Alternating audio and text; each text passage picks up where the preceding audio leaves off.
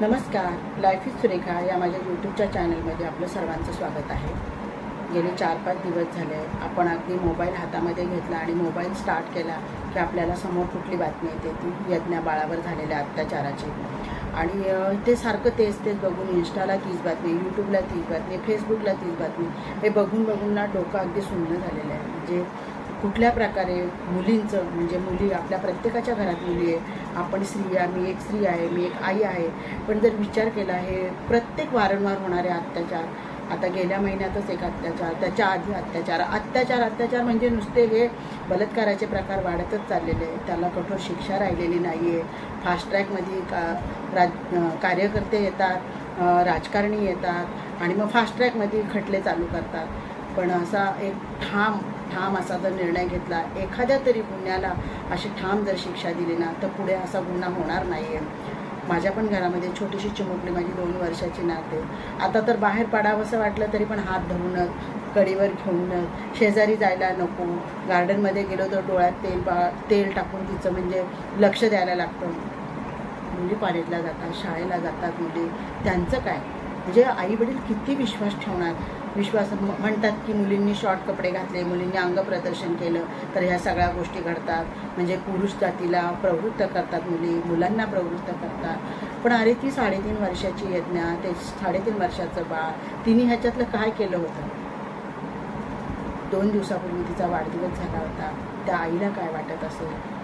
आज त्या अंगणामध्ये ती खेळत होती, त्या अंगणामध्ये तिचं प्रेत आणलं, त्या बाबांना काय वाटत असेल? ह्या सगळ्या गोष्टीचा जर विचार केला आणि प्रत्येक मुलीच्या आईला ह्या अशा प्रकाराने धडकी भरलेली आहे। इतकी सुंदर नाजूक ती बाहुली, तिचा चेहरा क्रूर केला त्या नराधमाने, तिच्यावर बलात्कार करून ती रडायला लागली। त्याच्यानंतर तिच्या चेहऱ्यावर एवढा मोठा दगड टाकून तो चेहरा इतका विचित्र, किती यातना होत असतील त्या आई वडिलांना। कुठल्या पद्धतीने आपण त्यांची समजूत घालू शकतो का? त्यांचं अंतःकरण काय बोलत असतं? लहान लेकरू, त्यांचं हसतं खेळतं लेकरू, इतकी सुंदर ती गोड भावली। आज महाराष्ट्रातली प्रत्येक महिला, ज्या पद्धतीने मी हा व्हिडिओ केला आणि व्हिडिओद्वारे तुमच्याशी बोलते, महाराष्ट्रातील प्रत्येक महिलेला असं वाटतं की त्या नराधमाला सर्वांच्या समोर शिक्षा व्हावी। कोर्ट सांगतो की आम्ही फास्ट ट्रॅकमध्ये खटला चालू करायला घेतला, अनेक राजकारण्यांनी सांगितलं की खटला हा फास्ट ट्रॅकमध्ये होईल, आम्ही तुमच्या पाठीशी राहू आणि त्याला फाशीची शिक्षा, फाशीच्या शिक्षेची मागणी करायचीच नाही। एका सेकंदात त्याचा जीव जाईल फाशीच्या शिक्षेमध्ये। पण ज्या पद्धतीने त्यांनी त्या बाळावर अत्याचार केला, ज्या पद्धतीने त्यांनी ह्या दोन्ही हाताने त्या बाळाच्या डोक्यामध्ये दगड टाकून त्याच्या चेहरा तिचा विद्रूप केला, त्या पद्धतीने सगळ्या जनतेच्या समोर त्याचे हे दोन्ही हात छाटून टाकले पाहिजे। आणि हे करायला कुठलीच महिला एका क्षणाचा पण विचार करणार नाही। प्रत्येक महिला त्याच्या हात छाटायला पुढे होईल, सगळ्यांच्या समोर त्याच्या हाल करून त्याला मारायला पाहिजे। एका तरी बलात्काराला अशी शिक्षा जनतेच्या समोर झालीच पाहिजे। आत्ताच मी एक रील पाहिली आणि म्हणून मी हा व्हिडिओ केला। गेले 4-5 दिवस झाले आपण इंस्टावर, फेसबुकवर, यूट्यूबवर हेच व्हिडिओ पाहतो, डोकं अगदी सून होऊन गेलेलं। खरं तर बोलण्याचा काहीच अधिकार नाही, पण मी एक महिला, मी एक आई आहे, मी एक बहीण आहे, मी माझ्या घरामध्ये छोटीशी माझी नात आहे 2 वर्षाची। कुठल्या प्रकारे म्हणजे आपण त्यांचं संरक्षण करू शकतो? नजरेमध्ये तेल घालून संरक्षण करण्याची वेळ आलेली आहे। आपल्या मुली कॉलेजला जातात, आपल्या महिला सर्व्हिसच्या निमित्ताने बाहेर पडतात, म्हणतात ना, मी बोलली आता आधी तुम्हाला बोलून दाखवले की छोटे कपडे वगैरे घालणारे, या बाळाने काय यातला प्रकार केला होता?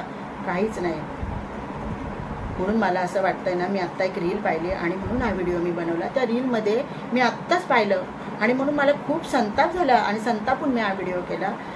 त्या क्रूर नराधमाला कस्टडीतून बाहेर काढताना दाखवलं आहे त्या रीलमध्ये, आणि तो बाहेर येतोय, त्याला कोणी पोलिसांनी वगैरे धरलेलं नाही, टी-शर्ट घातलेला आहे, फुल पॅन्ट घातलेली आहे आणि तो एवढूसा, त्याच्या अजून इथे म्हणजे ओठावर मिशी देखील आलेली नाही, तो एवढूसा पोरगा, तो तिथून बाहेर आला।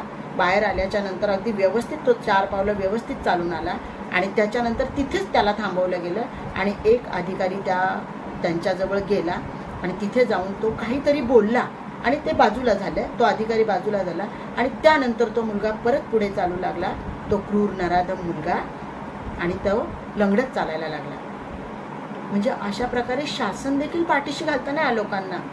आणि ती रील बघून मला इतका संताप झाला आणि म्हणून मी आजचा व्हिडिओ केला. मी अंतःकरणापासून माझ्या भावना यूट्यूबच्याद्वारे सगळ्यांना म्हणजे महाराष्ट्रातल्या प्रत्येक महिलेपर्यंत पोचली पाहिजे आणि हा माझा व्हिडिओ कमसे कम त्या मुलीच्या आईवडिलांपर्यंत देखील पोचला पाहिजे. ह्या पद्धतीने मी आजचा व्हिडिओ केलेला आहे. यूट्यूबमध्ये व्हिडिओ केल्यानंतर जो सगळीकडेच पोचतो. मला खूप दुःख होतं या गोष्टीचं. या यज्ञा बाळाच्या ज्या यातना त्या आपण म्हणजे डोळ्यांनी तर पाहिलेला नाही, आपण सोशल मीडियावरच हे सगळं पाहिलं आहे. पण ते सोशल मीडियावर पाहून तो अनुभव म्हणजे असं डोळ्यासमोर तो असं दिसतं की ती किती ओरडली असेल, काय झाले असेल. माझा व्हिडिओ मी आजचा यासाठीच केलेला आहे. मी या व्हिडिओमध्ये दुसरं काहीच बोलली नाही, फक्त त्यासाठीच बोललेले आहे. आणि खरोखर त्याला ना त्या नराधमाला जनतेच्या समोरच शिक्षा झाली पाहिजे. फाशी एका सेकंदात त्याचा जीव जाईल. पण ज्या पद्धतीने यज्ञा बाळाला त्यांनी वेदना दिल्या, ज्या पद्धतीने तो क्रूरपणे त्याने तिचा जीव घेतला, त्या पद्धतीने सगळ्या जनतेच्या समोरच त्याचा जीव घेतला पाहिजे. ही महाराष्ट्रातल्या प्रत्येक महिलेची मागणी आहे. खूप जड अंतःकरणाने मी यज्ञा बाळाला माझ्याकडून श्रद्धांजली देते आणि इथेच थांबते.